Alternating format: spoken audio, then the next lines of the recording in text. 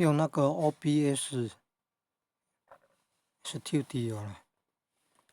网络搜寻 OBS Studio， 下载安装以后，可以用那个电脑萤幕，笔记型电脑萤幕就可以直播呢，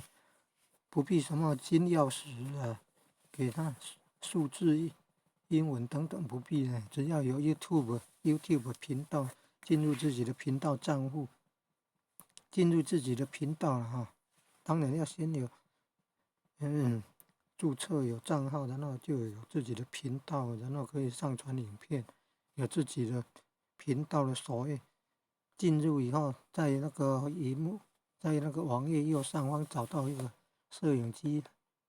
加号，摄影机小图，然后有加号那个按进去，可以选那个直播，直播再找，直播再找。配合这个，当然要开启 OBS 这个作业程式啊。然后第一次设定要选我只会用虚拟相机，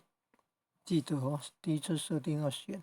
勾选，我只会用虚拟相机，这样就可以用那个萤幕直播了。那直播过程要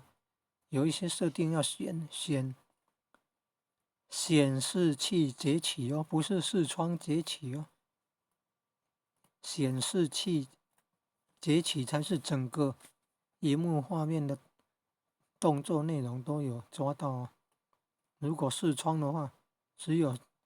你在操作什么才抓那个哦，所以要记得要勾选显示器的截取哈，这是重要的经验了。